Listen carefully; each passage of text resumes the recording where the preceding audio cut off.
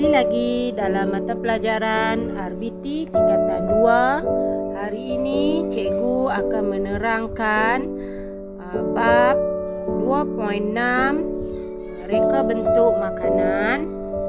Okey, hari ini kita akan tengok 2.6.5 menghasilkan reka bentuk makanan bersama cikgu Asma. Okey, baik. Untuk mereka bentuk makanan, kita perlu membuat satu rekaan yang menarik perhatian pengguna dan mempersembahkan gaya hidup, ekspresi kepada jenama dan juga emosi.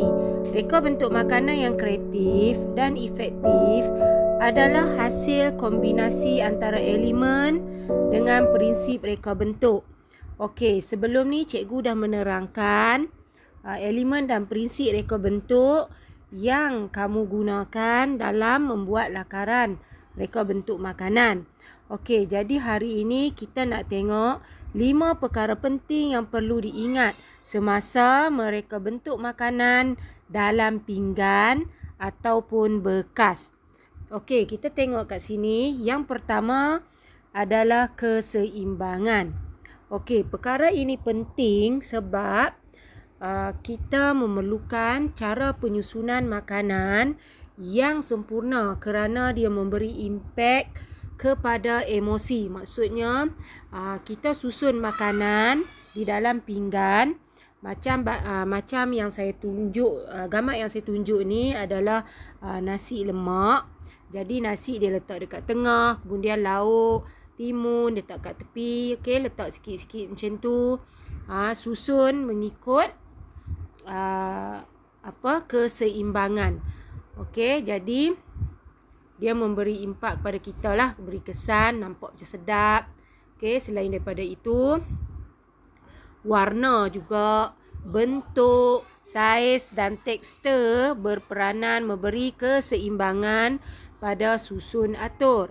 Apabila kita susun di dalam pinggan, okey, kalau boleh jangan terlalu padat dan juga mesti mempunyai pelbagai warna dan juga bentuk yang menarik lah mengikut pinggan yang kita pakai.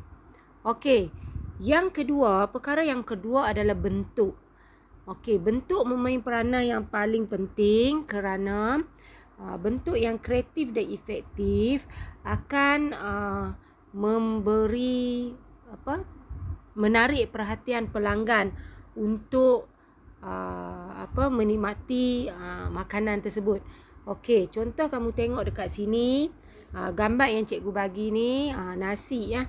Ada carrot, ada jagung, ada sos, ada roti.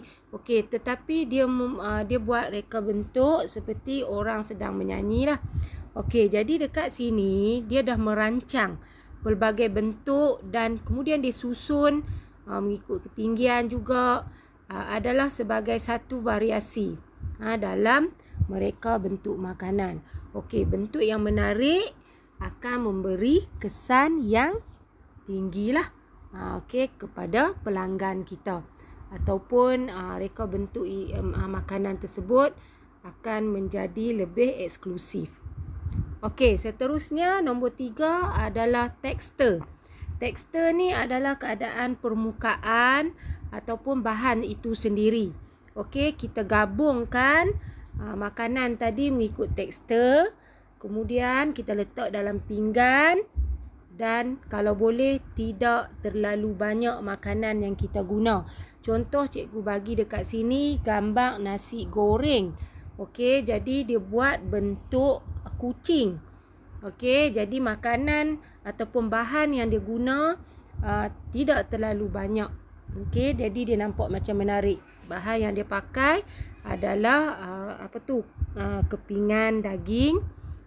Kemudian ada sedikit timun, ada buah sikit, macam itulah. Okey, jadi dia hias menjadi muka kucing. Okey, jadi dia tak terlalu banyak makanan yang diguna, tak syarat sangat.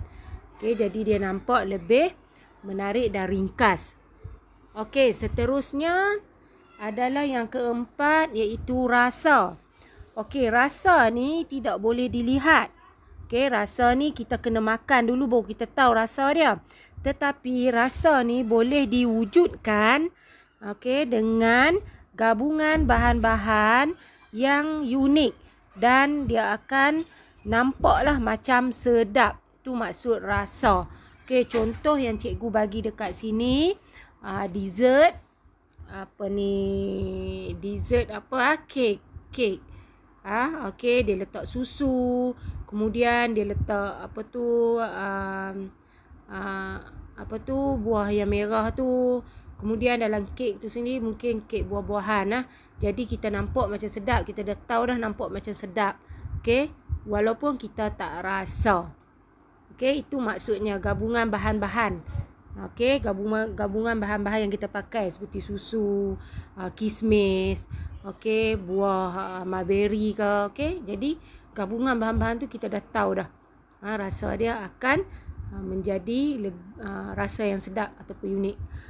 Okey, seterusnya yang nombor 5 kita tengok saiz. Okey, untuk menghasilkan reka bentuk di dalam bekas ataupun pinggan, kita perlu tengok pinggan tu dulu. Okey, saiz dia besar mana. Kemudian barulah kita boleh buat reka bentuk di atas pinggan tersebut. Okey, saiz hidangan perlulah seimbang dengan saiz pinggan ataupun bekas. Okey, kita kalau boleh jangan letak terlalu sarat kerana apabila nak makan nanti mungkin dia tumpah. Jadi kita kena mengikut saiz pinggan. Kalau boleh kita letak di tengah-tengah saja supaya kita mudah untuk makan. Okey, macam contoh cikgu bagi dekat sini, gambar ni lah. Okey, pinggan tu pun dah menarik dah sebab dah ada warna. Okey, jadi letak dekat tengah dia. Okey, jadi dia nampak timbul lah. Jadi saiz hidangan ni seimbang dengan pinggan yang dia pakai.